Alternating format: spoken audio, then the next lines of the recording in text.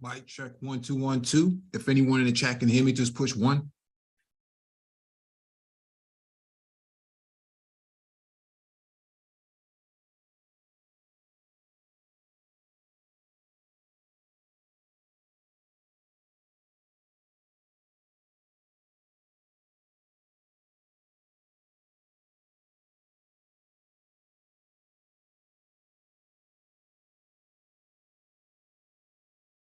All right, I got a confirmation. Thank you for the confirmation. Welcome back to the Black Brain Trust. This is episode 771, actually, sorry, 772. Space and technology, please hit the like button as you come in, share the video if possible, and hit that notification bell so you get all the updates from the Black Brain Trust. Also, there'll be a docket in the description with the video for you to follow along with and reference. If you want to get on the panel, there will be a link in the chat to join. Make sure your Zoom client is up to date before joining, or else you won't be able to join. And just give me a second, we'll get started.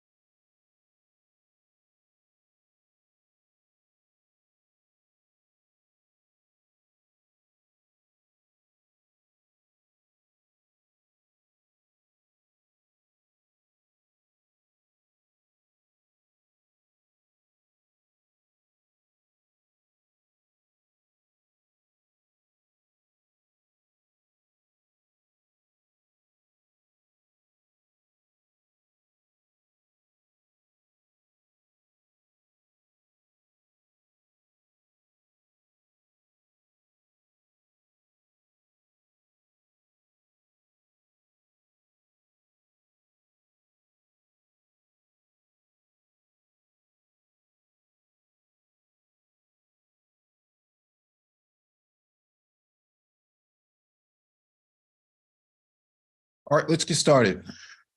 Share my screen real quick.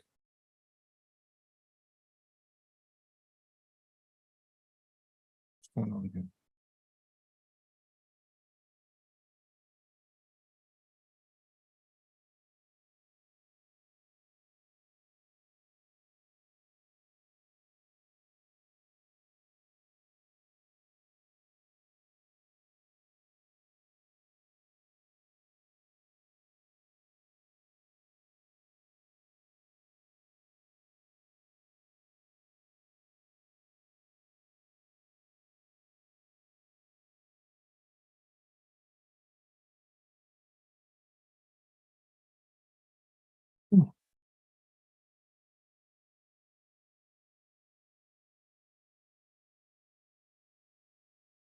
All right, just push 1 in the chat if anybody can see my screen.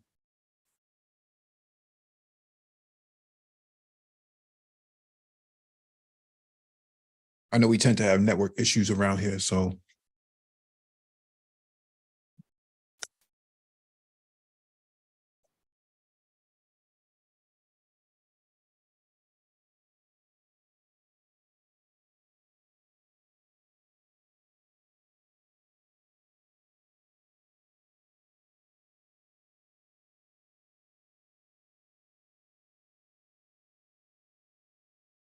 All right, cool, got a confirmation. Thank you for the confirmation. Let's get started. First item on the docket is from Marina EV. Apple gathers over 200 drivers to test its self-driving car technology. This should be interesting. Apple's car project may as well be the most secretive in the automotive industry. The company has been working on the project Titan for many years, and it has seen its ups and downs. It was reportedly nearly scrapped at one point, while now it's back to full speed. From time to time, we get a glimpse of what's happening thanks to regulatory filings and other public information.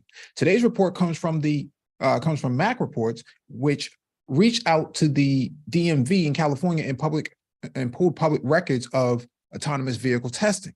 In California, every driver involved in the testing of autonomous technology has to be registered.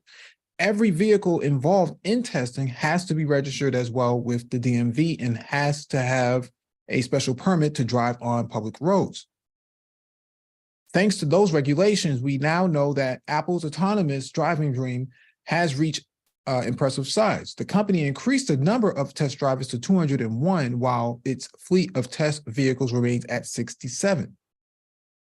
It is clear that over the years, Project Titan evolved into three separate programs. While the autonomous car has been on and off of the drawing board many times over, autonomous driving technology took its own course.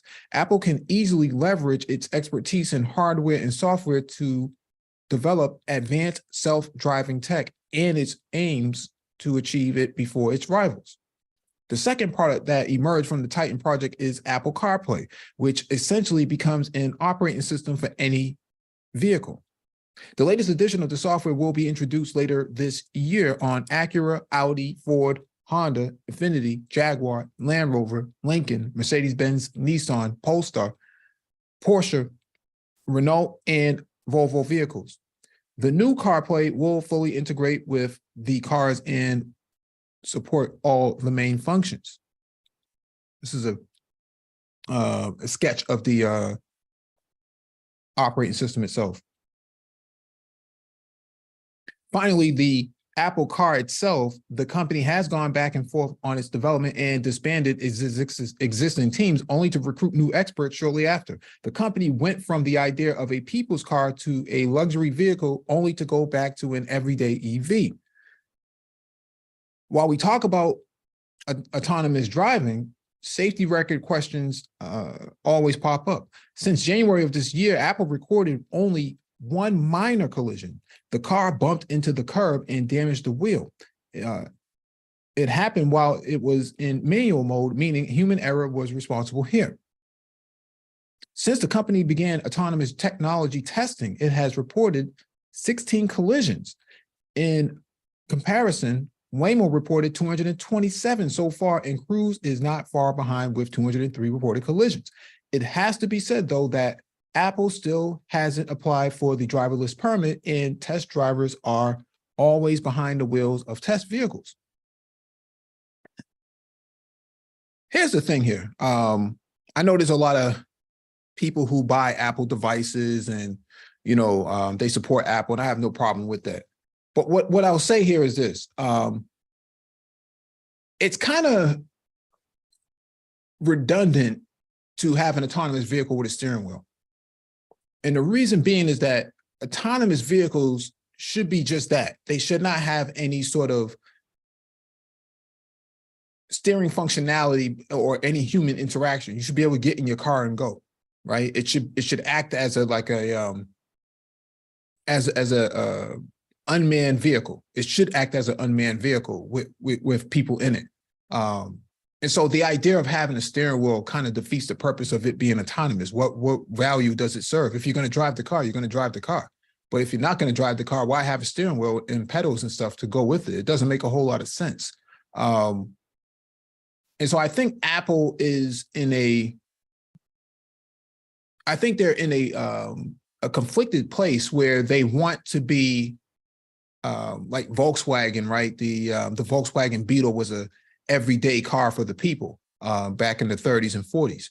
However, what happened here was I think Apple sees themselves as a luxury brand, but they can't really sell it as a luxury vehicle because it's not really there yet with Mercedes and BMW and whatnot. I don't think it's there yet. And I think that that's probably why it has been taken off the board and put back on so many times and reinvented as something that it probably was never supposed to be. And so I don't know where Apple's really going to be at with all this technology. I don't know where they're going to be able to sell it, because if the rest of the autonomous car companies like Cruise and Waymo and some of the other ones can't get it right, I don't see how Apple gets it right. It doesn't make a whole lot of sense. They're a computer company that largely has not been involved in automotive vehicle design. And so what happens when you have Ford and GM and Chrysler and Fiat and Mercedes? They have 100 years average of building cars. If they can't get it right, why would somebody like Apple, seem to get it right when they have zero experience in building vehicles? I just don't see how that's even possible. They don't even have experience building robots for that matter. So how would that be possible? I think that there's a lot of bias in reporting, and I know that things should be objective, but I just don't feel or see Apple as the premier company to come out with an autonomous vehicle above everybody else who has 100 years experience building cars. I just don't see that happening. I think their phones are probably, really good, and, their iPads are pretty good, their tablets are pretty good. But when it comes to autonomous vehicles, I can't see myself putting any investment into what they're designing. That's just my opinion on that, though. I know we're not going to have a whole lot of people in the chat tonight because of a lot of Negroes in a sunken place around this space. But we're going to talk about tech tonight, so we can move on to the next item on the docket.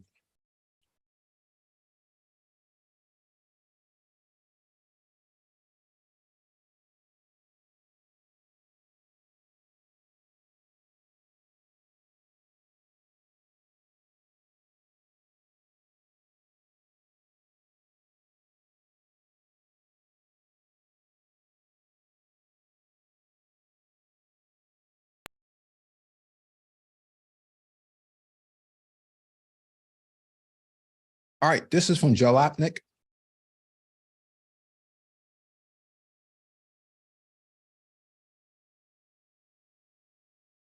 North Carolina wants to make it illegal for gas-powered vehicles to park in EV charging spots.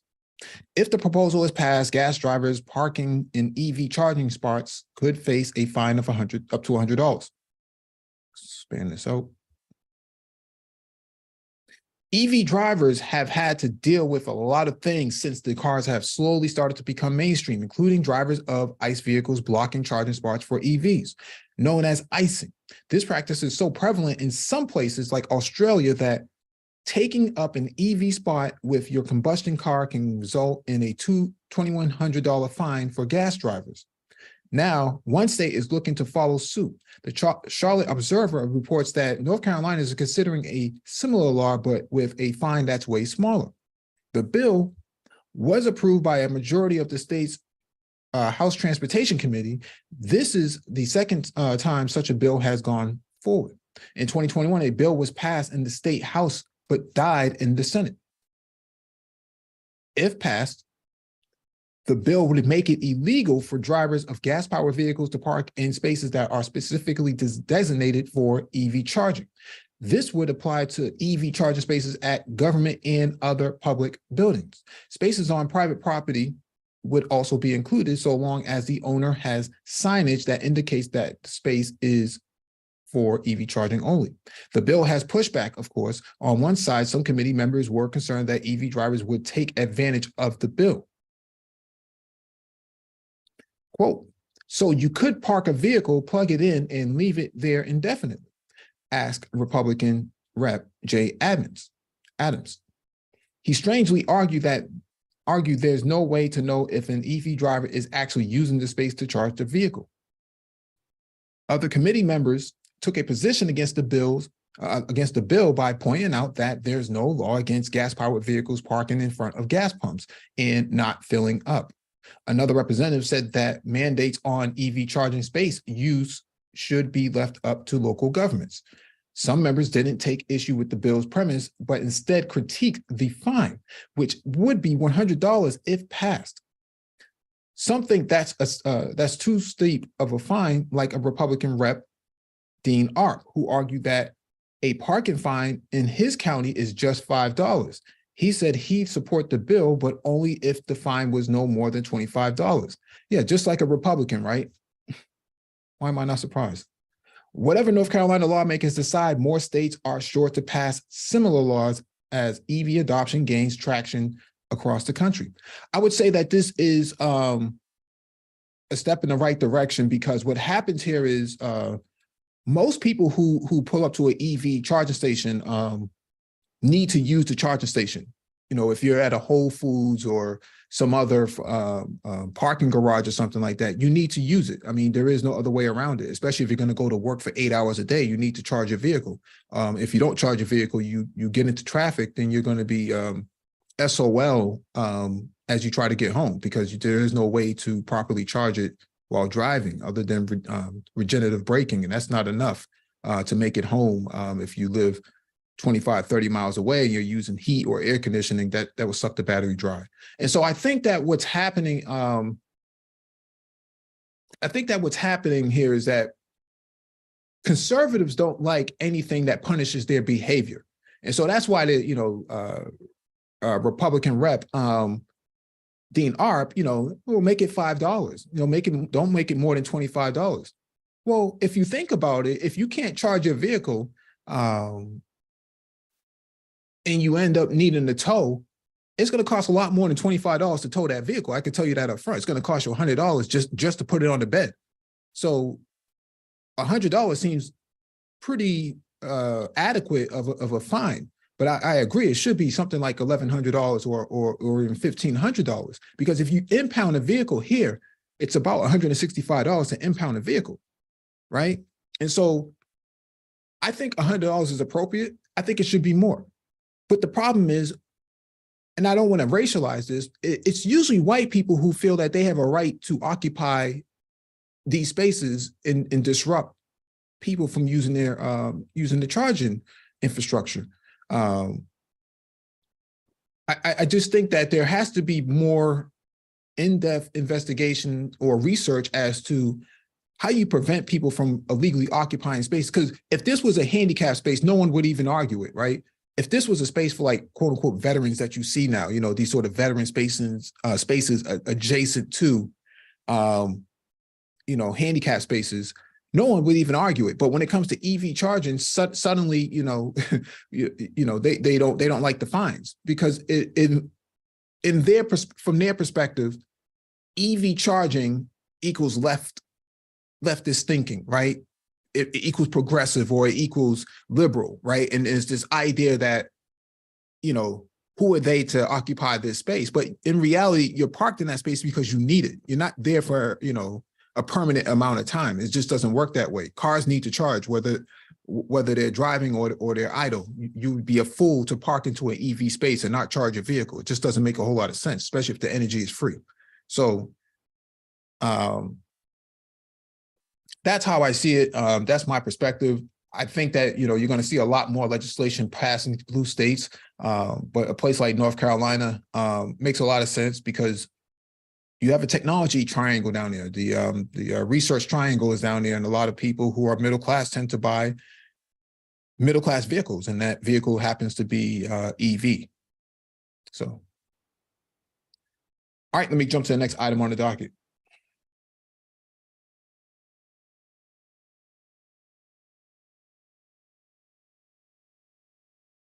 And if you would like to join, there is a link in the chat for you to click on and join.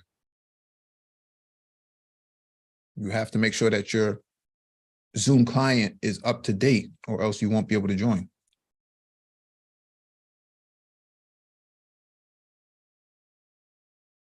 All right, let me jump to the next item on the docket here.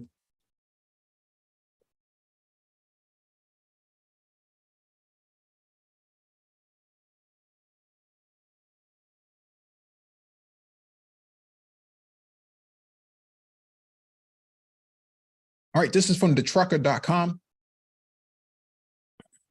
The future of $900 billion US trucking industry could be decided in California.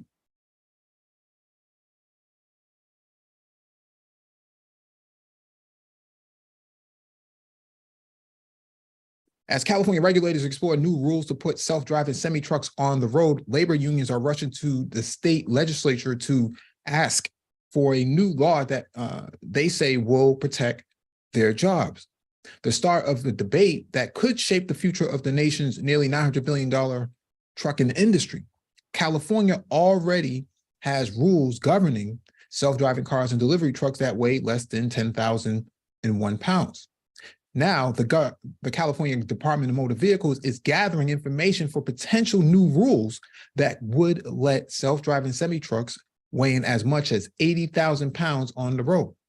The rulemaking process takes a long time and is mostly drafted by officials in Democratic Governor Gavin Newsom's administration. Labor unions aren't waiting around for that to happen. Instead, they've asked the legislature where they have considerably more influence given their prolific campaign contributions to intervene. More than 100 members of the International Brotherhood of Teamsters joined Assembly member Cecilia Aguilar-Curry, a Democrat from Winters, earlier this year as she announced new legislation to require all self-driving semi-trucks to have a human driver present to oversee them. Labor leaders have focused much of their messaging on public safety, an argument seemingly tailored to appeal to the driving public. Mike Fry, a San Francisco truck driver with 27 years of experience, told a frightening story about a passenger car losing control and getting wedged beneath his trailer. Fry said he knew not to slam on the brakes, so he slowly made his way to the side of the road and drove next to some bushes that dislodged the car, which he said popped out like a Pop-Tart. Quote, "You cannot program instinct into a computer," Fry told the crowd. "There is no way they can think like that." But beyond safety issues, labor unions see the technology as a threat to their jobs. Speakers at the rally attacked what they view as corporate greed, name-dropping Elon Musk. The billionaire heard of electric vehicle company Tesla. The company has promised to deliver semi-trucks that would be able to follow another one autonomously in a convoy. It's what they call platooning. Teamsters Regional Vice President Lindsay Doherty said, California has 500,000 commercial truck drivers on the road, given it outsized importance in terms of shaping national transportation policy. Quote, "So goes California, so goes the rest of the nation," she said. "If we lose this, we're never getting them back." Multiple companies are testing self-driving technology for semi-trucks, and many have eyed California as a place to eventually deploy the technology, given its busy ports that require lots of trucks to transport goods to warehouses. The Autonomous Vehicle Industry Association, an industry trade group that supports self-driving technology, has argued that autonomous trucks would make for safer roads, asserting that computers make fewer mistakes than humans. Asked about Aguilar-Curry's bill, the group pointed to a statement from Executive Director Jeff Farrar, issued last week in response to a public hearing on potential new state regulations. Quote, "It's important to remember that it will take time for AV, autonomous vehicle trucks, full potential to be reached in the Golden State, with deployment taking place gradually over the years to filling current and future labor shortages," Farrar said. "Therefore, it is imperative the California DMV begin a rulemaking for development of AV trucks so consumers and businesses can realize these opportunities while also preparing the workforce of tomorrow for this shift." Aguilar-Curry said she isn't opposed to fully self-driving semi-trucks, but believes the technology isn't ready. Quote, there may be a time 30 or 40 years from now, and I won't be around to see it, where hopefully that they might be able to do that," she said. "This isn't the time to do it. It's all about timing." So let me say this, someone who works in the tech industry and understands, technology adoption can be very slow. What I'll say here is this. The fight against autonomous machinery, or regardless of what you want to say, whether it's unmanned vehicles or, the printing press or whatever you want to define it, the cotton gin, there's always going to be a fight against technology transformation creeping into human labor's area of expertise. I think that the amount of truck incidents that we see on the road, whether they have rollovers or jackknifes, or you have trucks hitting bridges, we see that a lot in a lot of these surveillance videos on YouTube. Having an autonomous vehicle makes a heck of a lot of sense for straight routes. That being said, why you would want to argue against that makes absolutely no sense to me. I mean, you're trying to fight the inevitable, but it makes a lot of sense for a company to use autonomous vehicles to pull twice as many freight per run. And so I think I think what we're going through right now is just people don't really understand that you can't, if your job can be replaced by a computer in this capacity, then it's probably not a good idea to be holding on to this sort of job. You can't fight it forever. I mean, the longer you try to fight it, the better the technology gets, and then you're inevitably just going to be replaced anyways. And so I don't know. I'm not a trucker. I know there's a lot of truckers in the manosphere, but I think that the ability to pull more freight behind you makes a lot of sense in the long run, right? If I'm a owner operator and I have the ability to, purchase an autonomous truck that can pull more freight behind me in a platoon, that makes a hell of a lot of sense for me, because I can earn more as an owner operator pulling more freight. What's the argument here? It doesn't react like a human. Well, why don't we design routes where there are no humans really involved? That makes a lot of sense to me.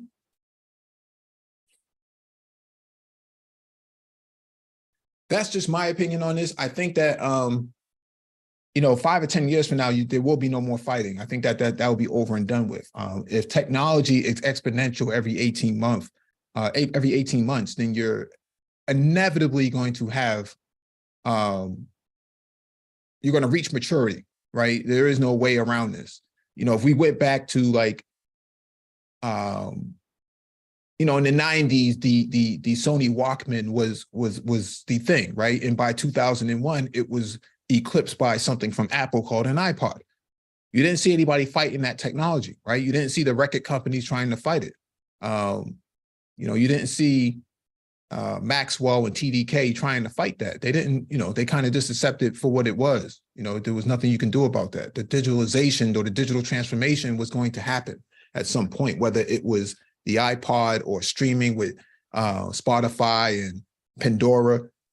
People just accepted it. I think that when you have this sort of transformation coming about, it is inevitable that your job will be replaced. Let me move to the next item on the docket.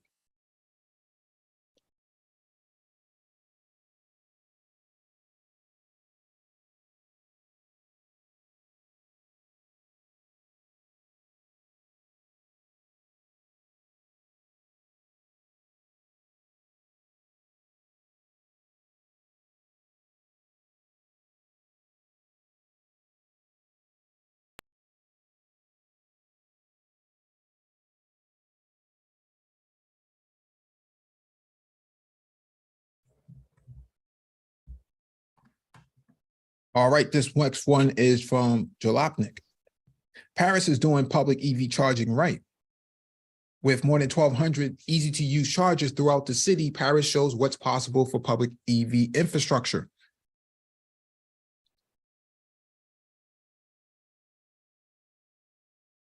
One of the biggest hurdles facing widespread EV adoption in the US is the issue of charging.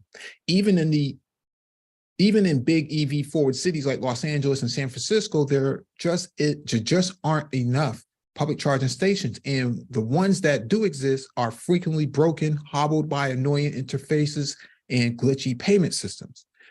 But in many European cities, EV infrastructure is much farther along, as evidenced by a trip I recently took to Paris, France. Street parking in Paris is plentiful, and all throughout the city, curbside parking spots offer EV charging stations from the company Believe, which seems to have the ideal strategy for public charging. More than 1,200 Believe chargers are already up and running across Paris, with that number set to nearly double over the course of a decade. A rebrand of an existing charging company, Believe, is run by oil and gas company Total Energies. Total has pledged to upgrade old equipment and install more fast charging hubs and underground parking garages in addition to the current curbside network. The charging stations are equipped with a variety of socket types, so just about any EV can charge in. And there are different types of workstations that cater to different needs. If you're in a rush, nab a pricier 22 kilowatt boost charger. If you've got some time, go for a low price flex charger for 3.7 to 7 kilowatts of juice. There are motorcycle specific stations that can charge up to 7 kilowatts, and Believe is starting to introduce more ultra fast 50 kilowatt charging stations across the city. What immediately struck me about Believe's chargers is that unlike most American charging stations, drivers use their own cables. This essentially eliminates the risk of finding a charging station with a broken cable, the wrong connector, or a cable that won't reach the charging point on your vehicle, on your car. Another benefit to the Believe network is that it doesn't require a subscription or a smartphone app for payment, though an optional subscription plan offers drivers a slight discount. Subscribers can book a charging station in advance, and Paris locals also get cheaper charging between 8 p.m. and 8 a.m. This is a photo of a docking station that bikes usually dock to in order to charge while they're not being used. Also located everywhere throughout Paris are bicycles from Believe, which has been operating since 2007 and is the world's largest bike sharing company. Believe has 20,000 bikes in the Paris metropolitan area. At least 40% are e-bikes. And Believe says these account for more than half of all miles traveled by customers. There are 1,400 docking and charging stations, meaning on average, you'll encounter one every 300 meters. And the docking locations are chosen by the local government for optimal accessibility and space usage. The bikes themselves are pretty modern with nice seats, a front basket, headlights, and a kickstand and a pin-activated lock so you can park the bike without docking and reactivating as you run errands. The Believe network can be accessed without a subscription, with users paying by the minute or purchasing tickets for a single or multiple rides. Paris residents can buy monthly subscriptions. The most expensive, at roughly $9 a month, gives you unlimited rides up to 60 minutes long with the other benefits. The Believe bikes were a constant sight throughout my week in Paris, and the network offers a great way to augment Paris's extensive and excellent metro system. EVs made up 13.3% of all new car sales in France in 2022, while plug-in hybrids came in at 8.3% of the total market share. 25% of all new car registrations in France in December 2022 had some sort of plug. In the US, EVs made up just 5.8% of all new car sales in 2022, with the vast majority being sold in California. Paris also utilizes hundreds of electric buses, as well as electric garbage trucks, street sweepers, mail vans, and more. In fact, EVs are so common that hearing the sound of an internal combustion engine and smelling exhaust fumes as I walk around actually jarring, it happens so infrequently. The EU is working to ban the sale of new internal combustion cars by 2035, but Paris is set to completely ban all gas and diesel vehicles from even entering the city by 2030.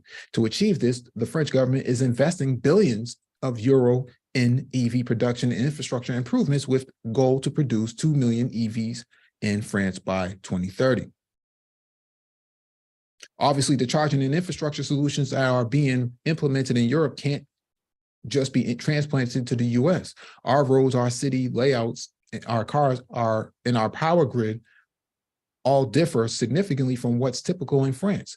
The US is also moving more slowly when it comes to bans on new internal combustion vehicles, leaving it up to each state to make its own decisions.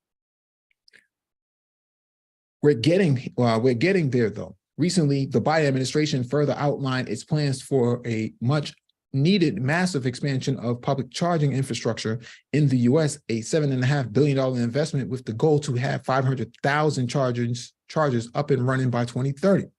Part of those funds will go towards a public network of fast chargers along 75,000 miles of interstate highway system across all 50 states, which would be a big deal on its own. But the details that are crucial, the chargers will all share a common plug type and charging speed, with location and availability easily accessible by smartphone, and the project is targeting consistent reliability with a goal of 97% uptime. You won't have to use a different app or payment method for each charging station, and charging equipment is required to be built in the US. Tesla is also open up its supercharger network for the first time, with at least 7,500 chargers becoming available for non-Tesla EVs by the end of 2024. I think, one of the reasons why Europe is so much more advanced than the United States when it comes to this sort of deal is that they're a more homogenous society. And so they look out for the best interests of their people, whereas in the United States, we don't really have that because we came out of a different situation, mostly colonialism.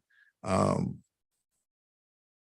so what you're seeing here is progress taking place in real time with very progressive policies. But in the United States, you would never get that from a specific demographic of people, because they don't really look at progress as being inclusive. They want progress for themselves, but not for everybody else. And so that's why you see Europe moving at a faster pace, despite the fact that the U.S. is the #1 economic power in the world right now. We're getting left behind by other countries because they just are more forward thinking, because they don't have the same albatross around their neck of past incidents like slavery and Jim Crow and other sort of racialization of policy. They for lack of better description, and what I'm saying is that they don't want other people who don't look like them to benefit, and so they'll slow down progress just to prevent that sort of adoption from happening. We got Professor Black Ops on the panel. What's going on, bro? Oh, nothing much. How are you doing today, man? Good, bro. What you got on this, man? Well, like you said, I think EVs are coming. Just going back to what you're saying is trucks are coming. I don't know if people are ready for it. They got that online. Like you said, it's an A, B, and C route, which is A's in the city and C's in the city. They're going to have the trucks drive like from the East and West Coast, and people are going to drive and park them where they need to go and unload them, right?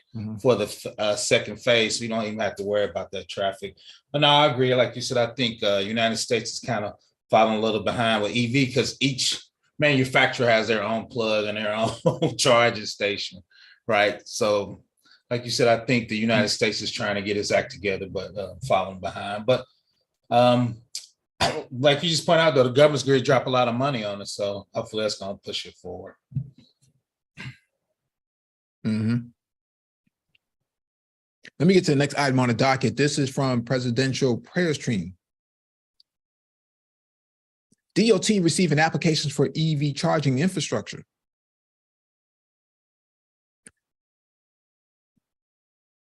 The U.S. Department of Transportation is receiving an application for funding to build electric vehicle charging infrastructure. President Biden's administration has a goal to build a national network of 500,000 public EV charging stations under its Charging and Fueling Infrastructure Program. The program will offer $2.5 billion over 5 years to applicants from cities, counties, local governments, and tribes. Quote, extending EV charging infrastructure into traditionally underserved areas will ensure that equitable and widespread EV adoption takes hold, said Secretary of Energy Jennifer Granholm.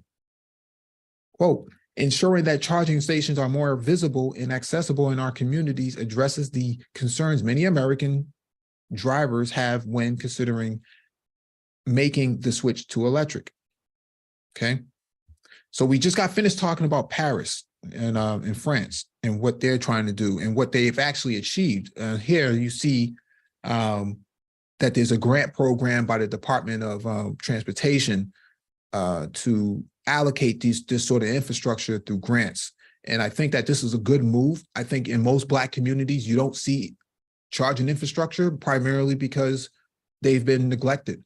And so this is an opportunity for a lot of African Americans, a lot of Black people to get involved in the EV segment and the renewable energy segment, because there is a need to fulfill what's lacking in these areas. And I live in Boston, and there are no EV charging stations in Boston accessible to Black people. Unless you go to Whole Foods or you go to a parking garage downtown, you're not going to be able to charge your vehicle here at all, unless you own a house. And most Black people don't own houses, they rent.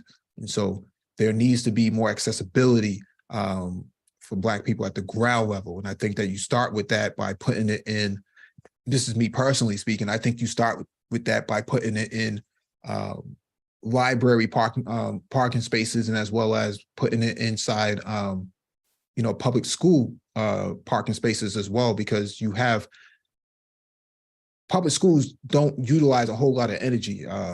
As strange as it may sound, that they don't utilize a whole lot of energy. They actually use about maybe 10 or 20% of the energy available.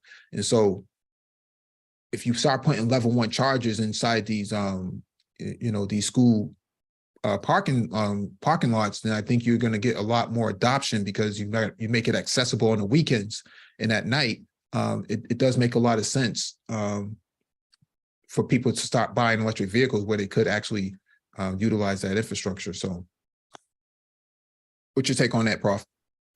No, I agree. And it seems like, Tesla's coming out with a lower price cars, and each other manufacturers are dropping their prices too. So now, like you said, we got to figure out where to put that. And like you said, Black neighborhoods and low, because I'm in Indiana and I'm like you, there's no chargers in Black neighborhoods at all in Indiana too. So.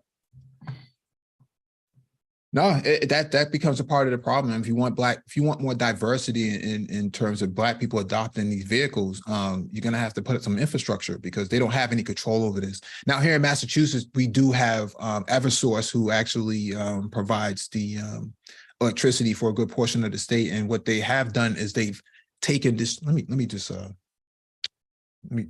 find the article, because it makes a lot more sense if I show it.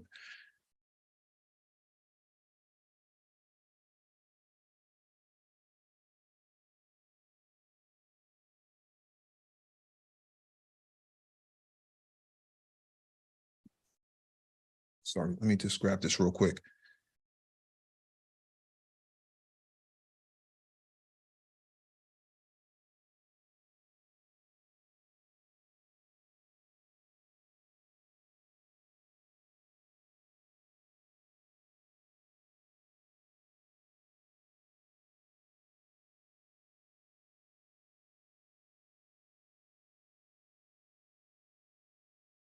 Oh, here it is right here.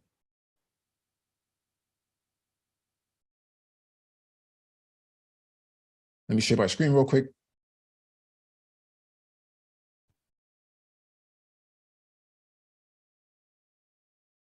So this is the picture of, it's actually National Grid. I got that wrong. It was an Eversource, it was National Grid. And so this is a public pole right here, okay? Most people have these in these neighborhoods where they have power lines overhead. And what this device does, is it drops down a boom for the plug itself when you pull up to it. As long as you open up the app on your phone and describe the location that you're at, the charging cable will come down, and then you can plug it into your vehicle, and then you can charge your vehicle on the street. So this is another alternative of how to provide EV infrastructure in predominantly Black neighborhoods in order to make it easily accessible and visible. And so this is some of the stuff that's being worked on locally, similar to what you see in Paris, not as fancy, but it's actually a compromise between digging up the ground and putting it on a pole. This makes a lot more sense in the long run. And so the reason why it's so high up is so, one, that people don't tamper with it, and two, there's a mechanism that drops the cable down when you need it, and then when you finish charging, it goes right back up into its socket. And this is why I say that Black people need to get involved in EV infrastructure development, EV vehicle adoption, as well as micromobility that you hear Complex lament about. there is a viability here for market share as well as long-term careers in electric vehicle infrastructure and electric vehicle adoption. I think we should be at the forefront of this. If anything else, we should be fighting for things like this. Okay. Let me get to the next item on the docket. This is from MIT. Next generation of connected IoT, smarter devices and battery standards are driving innovation for a more reliable, intelligent, and sustainable future. Expand this out. Connected devices have become an expectation, whether at home, in the office, or moving through the city. People rely on smart and interconnected devices and sensors, making their lives easier, more productive, and more efficient. Today, technical advances such as lower power chips, better connectivity, and advanced artificial intelligence and machine learning are unlocking new Internet of Things use cases. Applications in healthcare, manufacturing, and transportation are taking off. A McKinsey report projects that by 2030, IoT products and services will create between $5.5 trillion and $12.6 trillion in value. IoT solutions, however, come with complexities. These range from developing sensing devices that offer secure cloud connectivity to generating insights for the end user. The semiconductor shortage and supply chain disruptions caused by the coronavirus pandemic continue to impact suppliers and manufacturers. Different ecosystems, IP technologies, and standards have made today's world of connected devices unfortunately fragmented and clunky, and simple, secure product development continues to be challenging. To realize IoT's future promise, industry leaders must agree on standards to align device makers and manufacturers, IoT product, software, hardware, and chip makers. Whether they are partners or competitors, will need to collaborate to create new features, products, and innovations and bring them to market faster. Industry, business, and consumer needs are steering IoT innovation. As technological advances open new use cases, certain new key industries are driving the growth in connected devices. Factories and human health, for example, will account for 36 to 40% of the estimated unlocked value by 2030, according to McKinsey. Innovations in the four enabling technologies of IoT, chips, connectivity, security, and artificial intelligence are driving down costs and leading to better devices. Smaller, more efficient processors and wireless components will allow connected devices to further penetrate key markets such as consumer appliances, cars, and transportation, manufacturing and industry, and human health. Improved networks lead to more reliable connectivity, opening opportunities for previously infeasible applications. As interconnected devices demonstrate their value, demand booms. Rob Conant, Vice President of Software Ecosystems at Infineon, which provides semiconductor and software solutions for IoT companies, describes the spread of IoT applications across industry after industry, from fleet tracking in the 1980s to industrial manufacturing and smart grid in the 1990s and 2000s. He sees the spread continuing across diverse businesses. Quote, connectivity is extended into more and more applications. Pool pumps are becoming connected, light bulbs are becoming connected, even furniture is becoming connected, he says. So all of a sudden, companies that were not traditionally tech companies are becoming tech companies because of the value propositions they can deliver with the IoT. That's a huge transformation in those businesses. I mean, we've talked about this for a while now. You know, if your business was not, you know, before the pandemic, if your business was not tech focused, then it becomes tech enabled after the pandemic, right? And so, with that being said, I think what we're going to need here is a lot more participation in development of applications.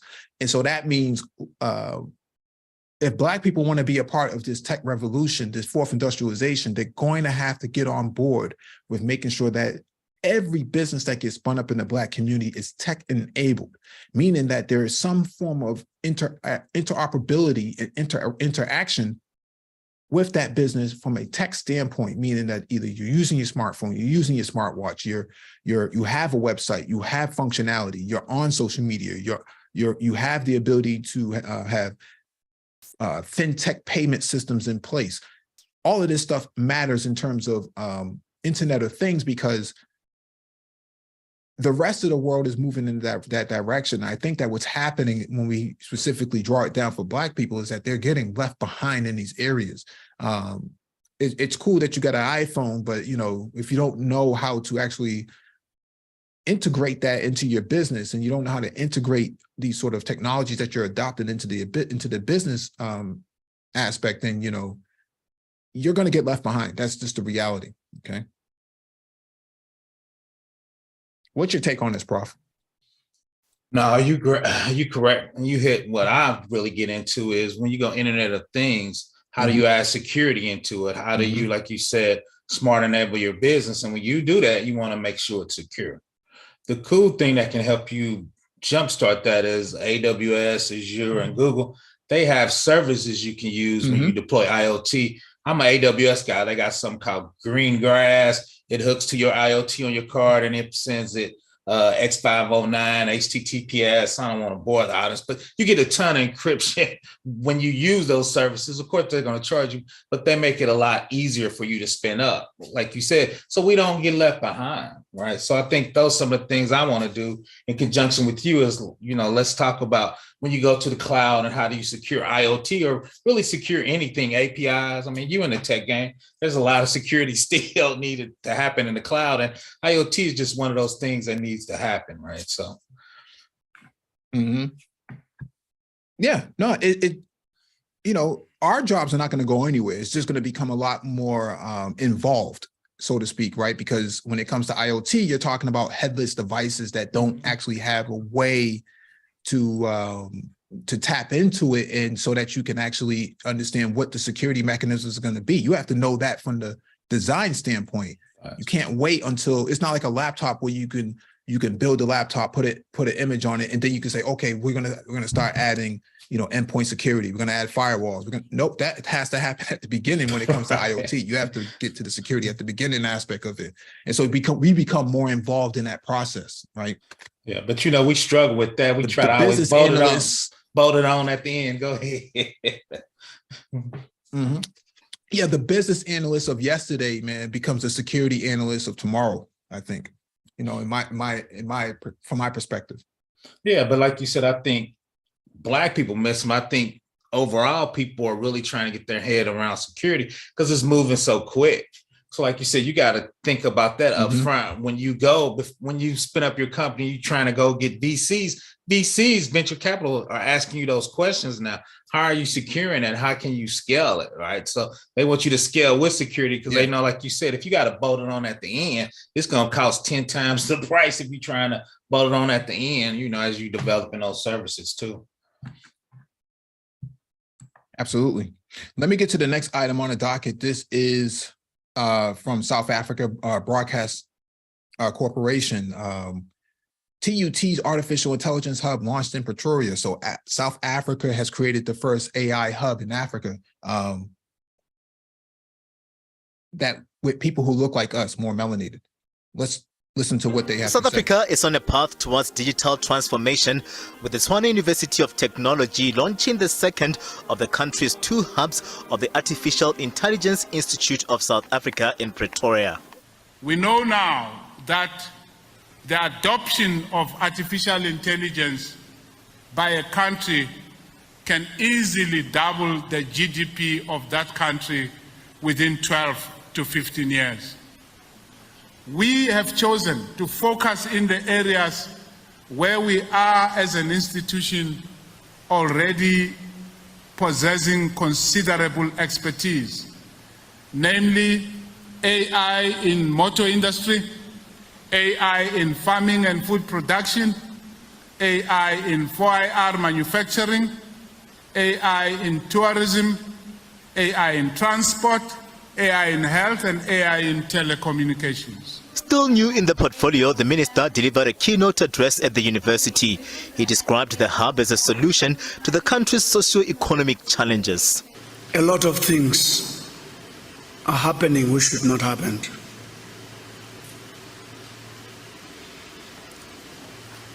The number of people who are unemployed is far lower than required.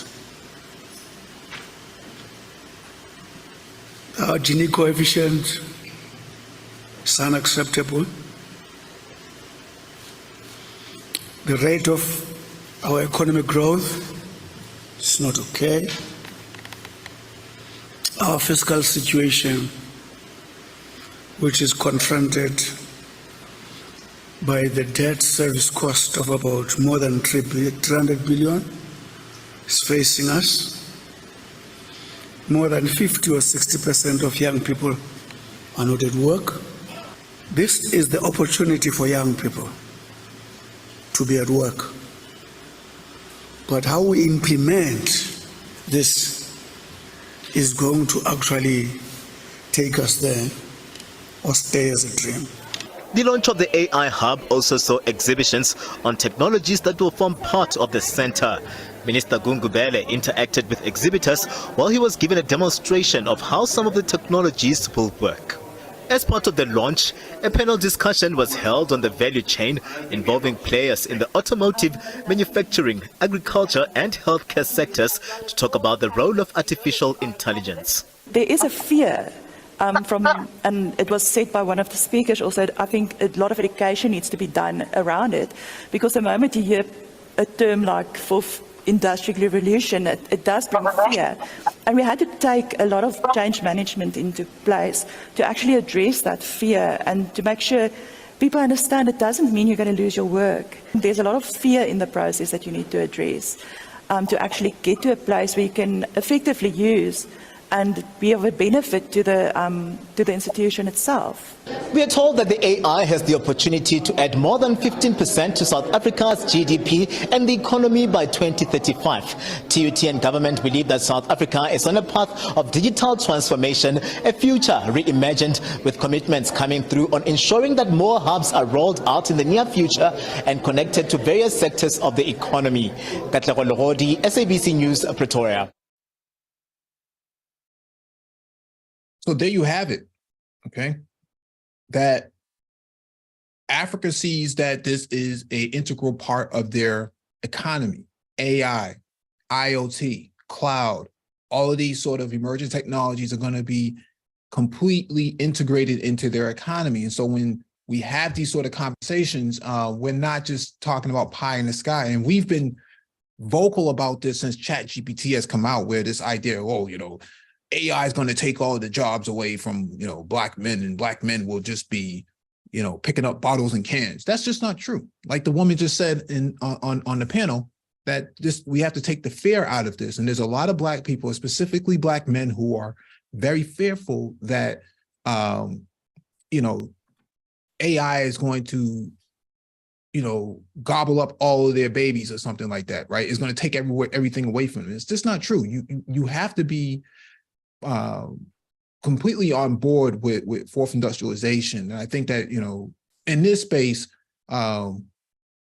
white women have, gobbled up the attention from black men, basically have put them in a sunken place as she stirs her spoon around her teacup and has these Negroes sucking into their seat on their panels while they, grovel at the feet of a white woman who can care less about them, but they'll give all their attention to them. Meanwhile, the industry is passing them by. What's your take on that, Prof? No, I think you're right. And two is, like she said, you shouldn't fear it, because if you look at any industry, there's we don't have enough people. Cybersecurity short 800,000. We're short on truck drivers. So the void is going to be filled. Like, they're not going to be firing people. They're going to be trying to fill that gap, right, to get to there. And like you said, we need to get on board, because in the future, it's going to be more automation, more. And he named every industry pretty much: pharmaceuticals, trucking, manufacturing. He named some tourism. I was kind of confused when he said tourism, but so yeah, that's gonna, which we already know that tech has been in every industry. So now we're just going to ML, robotics, and machine learning is just going to flow with technology in every industry, and we need to be part of that, right? So we can get some of that money. He was naming trillions of dollars that's going to come out of that. So we need, and you about to hit that on the next thing, is make sure the younger generation is in there so they can take advantage of it. Speaking of the younger generation, we're talking about this next item on the docket from realchicago.com. Black Boys Code is now in Chicago. Let's chop it up. Black Boys Code, an organization that equips Black youth with skills and tools to thrive in technology, opened its newest location in Chicago today, the second location for Black Boys Code USA. Their inaugural event, Black Boys Code Technology Summer Camp, kicks off the expansion with a 5-week tech program that aims to equip youth participants aged 13 to 15 with confidence and problem-solving skills, as well as their digital literacy, all while having fun. Quote, we're so excited to bring Black Boys Code to Chicago to educate the next generation of scientists, technology professionals, and engineers to fill the diversity gap in STEM and not to create a presence for Black youth to learn computer coding skills in the Chicago community, said Brian Johnson, Chief Executive Officer of Black Boys Code. Quote, today's youth are savvy tech users of smartphones, tablets, and video games. However, this will likely be the first time these boys learn about coding and how to code. It's so fulfilling to see a young Black male's eyes light up as he hears and then sees for himself that, yes, he can do it. When we ignite that, we can shape their futures by planting the seeds for them to pursue education and inspire for career opportunities in STEM fields. Founded in 2015 by Johnson, Black Boys Code is working to fill a growing gap of Black professionals in computers and technology. Through exposure to inclusive workshops, hackathons, and summer camps and after-school programs, they are educating Black youth ages 8 to 17 to become tomorrow's creators and innovators of technology. Chicago participants will start with introductory computer coding, then additional workshops will be added, including Python, coding video games with Roblox, MBlock, Microbit, quantum computing, analytical skills sessions, and more. Black Boys Code is about so much more, though. It helps youth develop critical problem solving and leadership skills in a collaborative and supportive environment. In addition, the workshops expose Black boys to Black male industry role models, living proof that success in the computer and technology field is real, attainable, and can be the norm rather than the exception. This new Chicago location is Black Boys Code 13th location. There are 11 locations in Canada and one in Atlanta. The camp and workshops will be held at Gately Park. Black Boys Code relies on the support of corporate partnerships and volunteers.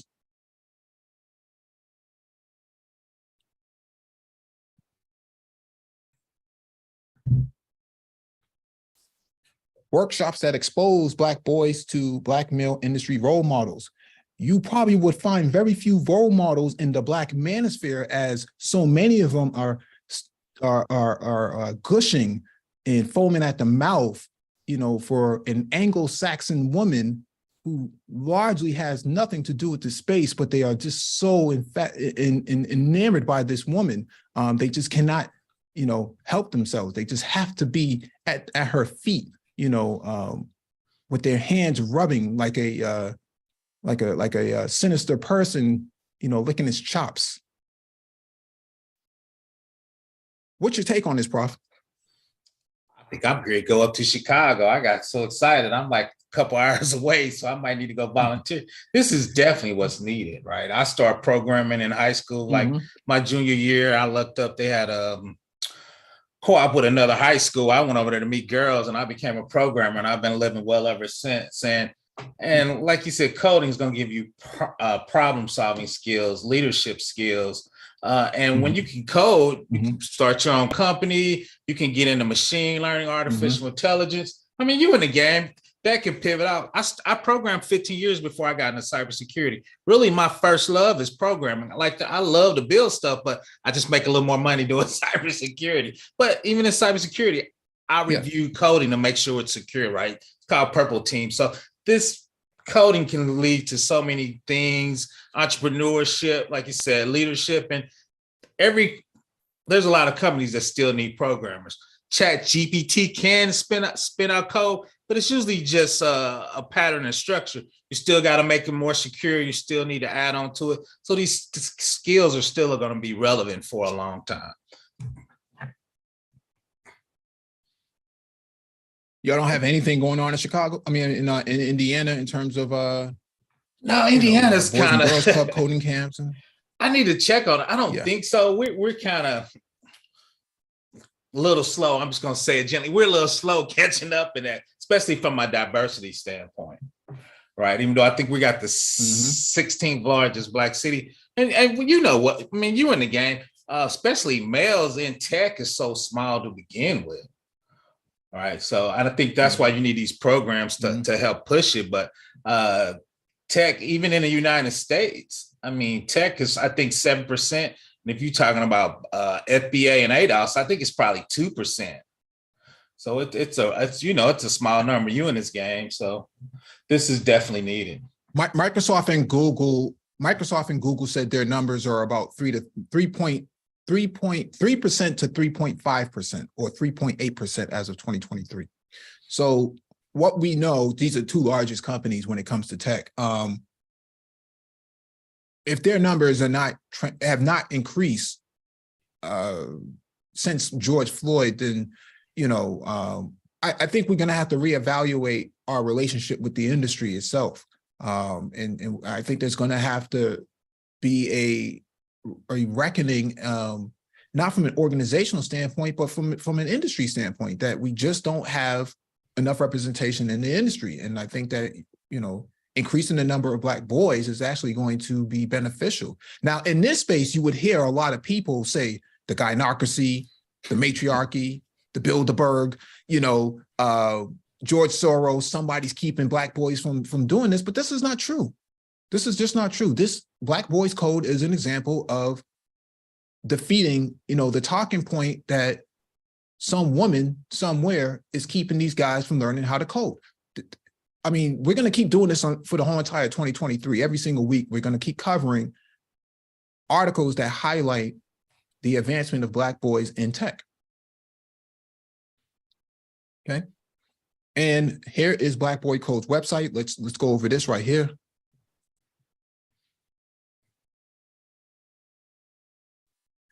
Black Boys Code is pleased to announce the launch of our new learning management system, Black Boys Code Academy, intended to further enhance the learning experience of Black boys in our programs. This project was supported by a grant from the Canadian Internet Registration Authority, CIRA, Community Investment Program. The goal of CIRA Community Investment Program is to support initiatives that help build a better online Canada. And BBC's application was identified to have fit the criteria extremely well. Quote, "We are immensely grateful to have received this funding from the CIRA, and we look forward to continuing our mission to increase the participation of people of color in the Canadian technology sector." Brian Johnson, founding director, Black Boys Code. This grant has enabled Black Boys Code to implement a learning management system, which will increase the efficiency of Black Boys Code facilitators and instructors and allow our organization to help even more boys by building better internal systems. We have now completed the design, development, and implementation of our LMS system, Black Boys Code Academy. Our vision is to provide Black youth access to technologies that develop digital literacy, computer coding skills, social collaboration, critical thinking, and problem-solving skills wherever they are. What is a learning management system? A learning management system, LMS, is a software application that is used for the administration, documentation, tracking, reporting, and delivery of educational programs. Now that the implementation of Black Boys Code Academy is complete and in use, we can continue to scale our programs beyond the walls of traditional classroom so that we can reach more boys across Canada in a more efficient and effective manner. Provide our volunteer faculty with a breadth and scope, easily accessible tools and curricula that help them to have greater impact with our youth. Make it easy for our instructors to create or change course content and track student progress with timely feedback from within and outside the BBC organization, and reduce the cost of delivering programs. So this is where we're at. Everybody else is getting on board with Black Boys Code and Black boys getting into tech, except the Black manosphere. Okay, and so what we have here are people bickering on panels, talking about Anglo-Saxon women and matriarchies, gynocracies, Bilderbergs, George Soros, World Economic Forum, Davos, and, you know, Silicon Valley Bank, but they're not talking about this. Okay, they're not talking about this. They rather sit around groveling at the feet of Anglo-Saxon women in a predominantly Black male space that's supposed to be focused on the improvement of Black males. Why aren't more Black men over here, Prof? I mean, that's the question. I think sometimes, and you put it right, I think we're our worst enemy sometimes. Is we still talking about coding is nerdy, it's not hip enough. But we all know once you get in the game, you can easily make six figures. Then, as my man said, you're not as corny, right? So I think we're losing focus on the things we need to be focused on, right? I just said at 2023, I'm focused on tech. All that other stuff you name, I'm gonna let them handle that, right? So two is we need to get back to basics. I mean, a lot of Black boys are not reading up to grade level. So we got a lot of basic work to do so we can at least get them to grade level so they can start coding, right? So I think all that plays a thing. And sometimes I think we get distracted. Go ahead, Mike. No, I was just agreeing with you. I think that, you know, on a night that we could be celebrating, you know, Black Boys Code and Black boys. I mean, when I look at this picture, I mean, I don't, you know, my heart melts, man. I just, man, I see me in there. Go ahead. I see me in there. Yeah. I see all those little kids in there, man, those little boys in there, man. I'm like, yeah. That's kind of where I want to be in the next couple of years, man. Actually involved in more activities and less work than what I'm doing now. I think that what's happening in this space is that Black men are abdicating their social capital, you know, chasing women around, trying to bring them back to the table and hoping that they would have a conversation with them about what exactly, I don't know. I don't know what that conversation is going to look like, or what it's supposed to be. I just think that, you know, grown men, man, are basically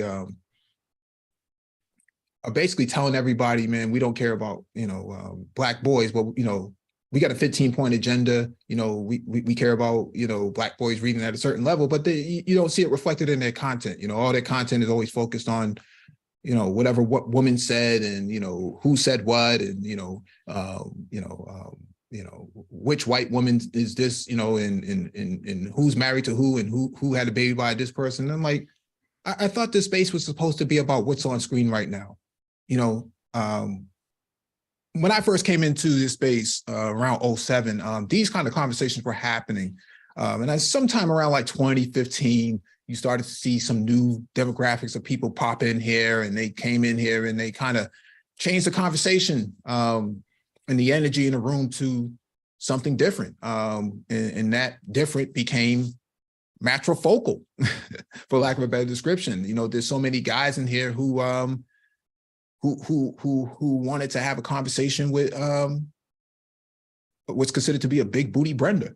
They weren't concerned about Black boys. Now today they're talking about Black boys, you know, not reading at grade level, but in reality they don't really, you know, their content doesn't really reflect that. you know, I've seen 10 streams just in the last hour alone focused on an Anglo-Saxon woman who really doesn't care about the community. It's one of the strangest things I've ever seen in my time in social media. And I've been in social media for quite some time in terms of Black spaces, especially predominantly Black male spaces. And to see so many Black men, you know, willing to give cunnilingus to this Anglo-Saxon woman. You know, they'll do anything, man, you know, to get on panel, man. You know, you always hear them say, you know, let me just say what I got to say, man, and I'll pass the mic. And then they'll pass the mic, but in reality, they never said anything, man. It's just, you know, I can't really describe it any better than that, man. It's just so many Black men, man, have just, you know, Malcolm X, you know, some of your great liberators in the 60s, man, during the civil rights movement, and they're turning over in their graves right now, looking at this space right now, in what's worth. Yeah, but I think, and you're 100% correct, but when you chasing that YouTube dollar, right, you got to chase what's hot, right? We're chasing what's needed for the future. We're not chasing the YouTube coin, right? So when you're chasing that almighty dollar, whatever's hot, and that's the hottest thing. So, like you said, I'm like you. I was amazed of how many people responded and didn't, and that, and people were looking at the back office, and I'm like, dude. So shout out to them. That's what they want to do. But once again, we got to get back to basic. Let's really talk about the young men and helping them, and that's gonna take care of that, and we're gonna take care of this. But so now I'm like you. I'm a little perplexed about that, but hey, it is what it is. Go ahead, man. You have the Canadian government. The Canadian government is saying this fits our agenda. This fits our perspective. We see that as fitting to what we consider to be social impact, social improvement. Okay, they wrote the check. If you're organized and you have your organization together, they wrote the check and said, here you go. Yeah, that's where it is right now. So yeah, go ahead, please. No, just real quick. And I taught for 10 years. So, and I promise you, I talked at the community level. I wasn't at no huge big institution. I want to go ground roots. There's very few Black men that came to my class. I taught introduction to cybersecurity. I taught introduction to Java, and I taught introduction to forensic analysis for computer. There was very few Black men that came to my class. I had probably 20 students. I probably have one Black male every other semester, and I probably will have 2 Black females in there. So once again, we always talk about 2 and 3%. It was represented in the class I used to teach. Yeah. I mean, there's a link in the chat if anybody wants to come up and actually argue on behalf of those folks over there, those masculine men over there who claim that, you know, they're so, you know, they're the most masculine men in the universe. I don't see them actually having these sort of discussions. If I start pulling up people's community tabs, they might be a little bit more embarrassed than they should be. And rightfully so, because you have to start exposing Black men for who they really are in this space. As well as on the street. But I think in this space, I think they have to be exposed because there's been so much denial over the years of, you know, we got 15-point agendas, we're doing this, we're doing that. And you know, I don't see that reflected in their content. You know, just perusing the internet just in the last couple of hours, man, between 5 Eastern Standard Time and now. You didn't have to peruse it. Dozens of Black men. Yeah, you didn't have to peruse it. It was coming up on my homepage. You didn't have to go anywhere. It was flowing through. O'Shea, shout out to O'Shea, responded to Obsidian. I was like, oh my God. Shout out to BGS. I was like, man. So that's why when I saw this, I'm like, I'm coming over here. But go ahead. So shout out to them. Yeah, I mean, I can only be over there for so long before I feel like I need to take a bath, right? I need to bathe to, you know, cleanse myself of all of these Negroes and their, you know, their digitally transmitted diseases that they're, you know, from their congregation around this Anglo-Saxon woman as they get on their knees and perform, you know, cunnilingus on this person, man. It's just unbelievable that so many Black men are out there caping, they're stomping, you know, they're out there, you know, crip walking for us. It's just like, what's going on here, man? You know, And so that's where we at, man. Link is in the chat, man. If anybody feels like they want to defend these guys or they want to contribute to this segment of discussion, hit the link. But if not, man, after the next, yeah, go ahead. Just real quick, I guess, and I'm gonna go back and reread the article. And I know there's a couple other Black boys that code. I was surprised it wasn't in more spots in the United States. Maybe they're just now spinning it up. So, because It's only their 5th anniversary. Yeah, so but it's still in 5 years. I thought at least you would hit 5 U.S. cities, but like you said, they were focusing kind of because they were in Chicago. I thought they were at least be in Atlanta. That's supposed to be the Mecca. So I was just a little surprised. So actually, they just opened up in Atlanta. They just opened up in Atlanta the first of the month. Okay, so they got Atlanta and Chicago right now. So yeah, I'm in Chicago. I think there's one in LA too.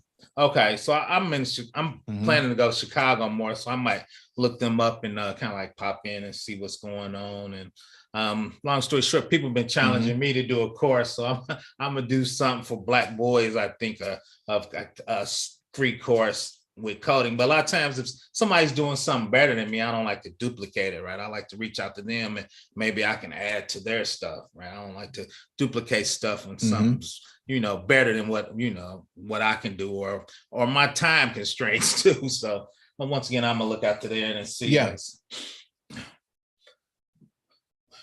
No, I think there's room for everybody in this, man. I don't think that you can ever really duplicate anything because nobody ever says that about like universities, right? No one ever says like, Chicago or MIT, they're kind of duplicating the same computer science program, right? No, I think there's room, for everyone. Yeah. So I think there's room for everyone. I think, having a unique approach also helps too.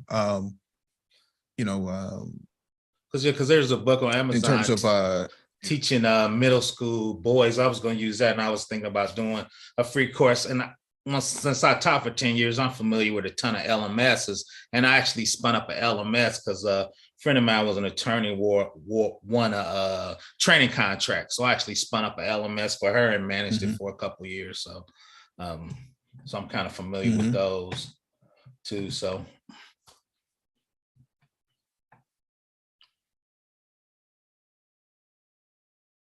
No, it's good for society, man. Investing into Black boys is good for society. It makes a lot of sense in the long run. Just like you said, we definitely need to be there because that's the future, right? So that's the stuff you want to hopefully help build the community on top of the future. So. Yeah. Yeah, because I mean, what else are you going to be doing? Because like we know IT, machine learning, artificial intelligence, right? Some of those jobs are going to get taken away. So you want to make sure you at the front of it, right? It's going to take a while, but you want to make sure you in what's kind of hot. And those jobs, once you master them, you can easily make 6 figures. That's the magic number everybody talks about in the manosphere. So that's definitely where you want to be. I think one of the bigger aspects for me is industrializing Black neighborhoods, right?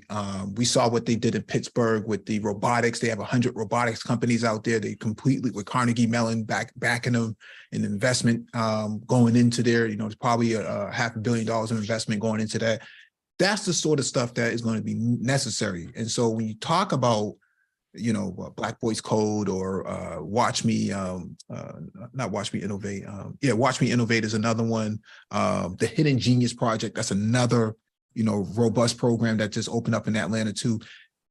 What you're starting to see now is the cultivation of human capital, right? Your human capital has been developed, and they're talking about taking kids from 8 years old to 17. And then you start talking about the HBCUs opening up, and now you have, that 18 to 21 demographic and so on and so forth. The pipeline is starting to be developed. And I think that you're going to need industry in these areas if you want to maintain these folks in the environment, because what happens a lot of time to Black men is that you end up having a brain drain because Apple, IBM, name your tech company, if they're trying to fill their DEI quota, then they end up recruiting out of these neighborhoods, and then you lose your talent, right? You lose your human capital at that point. And so I think that you're going to have to actually focus on industrialization, bringing the jobs closer to the Black neighborhood rather than to send these kids or sending these folks way out, outside of their demographics. And then what ends up happening here is, like you say, a 6-figure job, right? 100,000 is that 6-figure mark.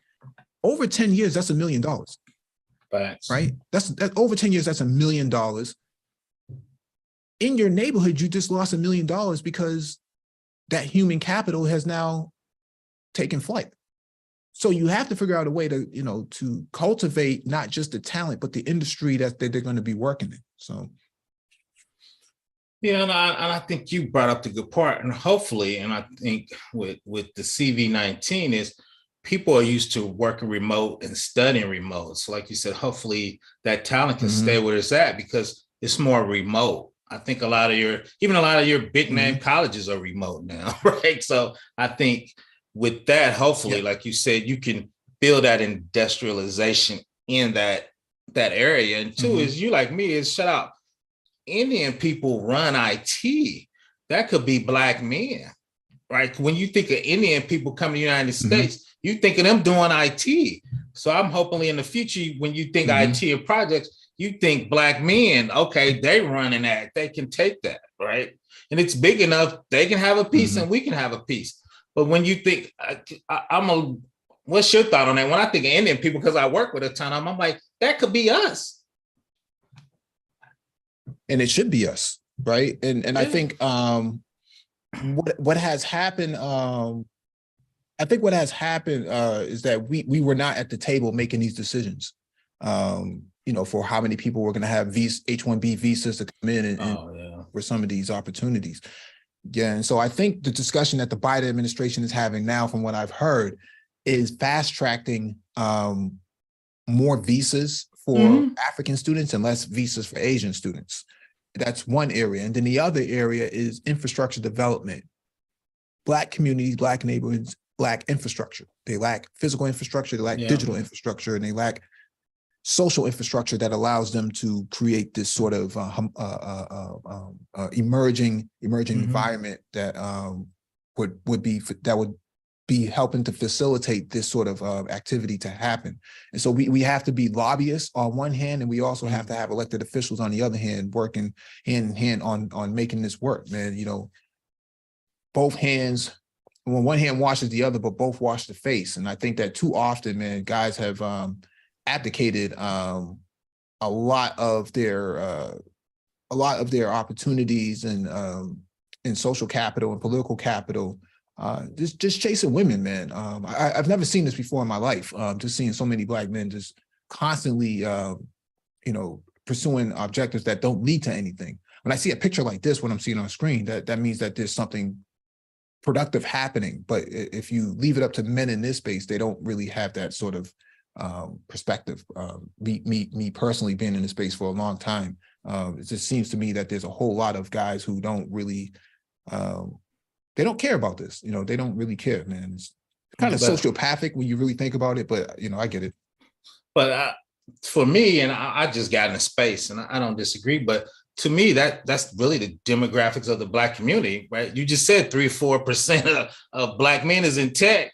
So we the 3 or 4% and they the 97, right? So it's really breaking down on the net. Now, I'm not condoning what they're doing, right? But from the number wise, right, that's it. Well, India pumps out a lot of talent through their schools, and so they don't really have a lot of industry there, and so they come to the United States. But I think that we could be arguing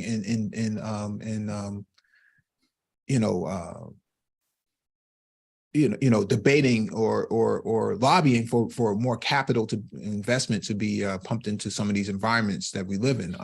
Whether it's Indiana, some of these places, or Chicago for that matter, because once you have a talent pool like this, they need to work somewhere. And so you're going to have to start building these industries here locally. And I think we have to think about industry different than like Ford and GM manufacturing cars, and start thinking about drones, you know, autonomous vehicles or IoT for that matter, and you start thinking about cloud computing and data centers and stuff like that, that stuff is going to be immediately available in these areas, and it could be easily spun up in less than a year. It doesn't take a whole lot of time. I've seen them, you know, build infrastructure rapidly quick when it's necessary.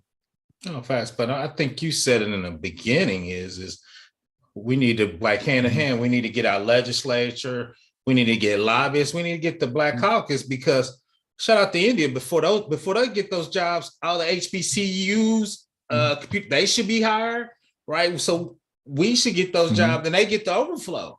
Right. But I think they get first choice and actually we get second choice. So I think we need to flip that. Any government contracts with DI, we need to have our 15%. Right now, I think 80% go to white women. We need to get those numbers redone where whatever percent goes to, you know, Black people. Right. We got to get our lobbyists and the Black Caucus and both sides of that working in the same direction. And I think that's something we're lacking. Maybe, like you said, we're chasing too much tail. We're not focused, but I think that's kind of where we need to start. While we're getting a pipeline full and getting, you know, these boys up to where they need to be, we need to have that other part of that infrastructure set up so they can take advantage of it too. Agreed, man. Agreed, man. I don't see anybody coming up. Let me go through the chat, man, and just kind of give a shout out to people who came, man. Shout out to Jibber Jabber, Roger Spice, Ike Ogerman, Nagone 11, Wayne Wallace, Seabush Jones, Shonda H, Mad Villanary or Villainy, Exposer. Yeah, shout out to Exposer. He gave me a shout out. Yeah. Joseph Tucker, Mrs. KP Bailey, LOM, MGTOW Universe. Yeah, that's about it, man. I just think that once again, it's just another week of us really exposing the rest of the manosphere on what they should be covering. I see somebody's trying to come up. No. And so it's just another week of us, you know, really covering this content that needs to be covered because there's so many other Black men who are quite incompetent in their derelict in their duties of what this space is supposed to be about, and it's supposed to be about Black male improvement, but I don't see any improvement coming from performing cunnilingus on Anglo-Saxon women on these panels.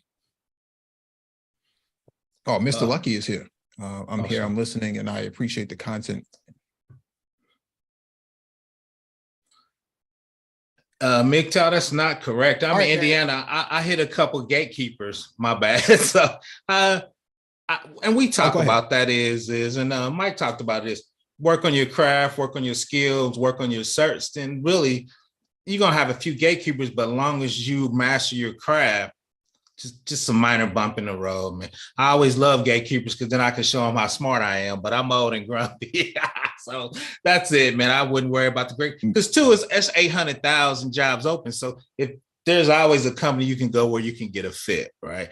I was in Silicon Valley. That's a weird place to be. There's a lot of money, but they're pattern matching. They looking for the next Mark Zuckerberg. You just got to be on your purpose and on your grind. Like I said, I worked out there every often. I told them I'm from the Midwest. I ain't need no sushi and no urchin, man. I need a steak. I'm kind of fat, but I enjoyed it out there. And if you got the skills, you can work anywhere, right? I just interviewed at AWS. I didn't get it. I need a little more seasoning. I guess I'm glad I didn't get it because I laid everybody off. But those guys put their pants on like everybody else. We're working in this space so people can get big projects, so they can get experience, so they can get their job, right? So I think that's something we're going to work on in the future as a manosphere. I'm the OG, so I'm taking that on, working with a ton of people to do projects so you can put those bullet points on your resume so you can get those six-figure jobs in there. So once you get your cert, you got to really show them you can do it. certs is really the first step. I think certs are good, but Mike tell you, they're going to say, did you do this for real? Not in the lab, right? So we got to set up real world projects so you can put that on your resume so you can get to the next step and get those jobs. That was it for Mike. That was my ending, Mike. No, I hear you, bro. Thank you for coming up, man. I really appreciate it. And thank you to everyone who came in the chat. And please hit the like button on your way out. If you have not already done so, hit that notification bell so you get all the updates from the Black Brain Trust.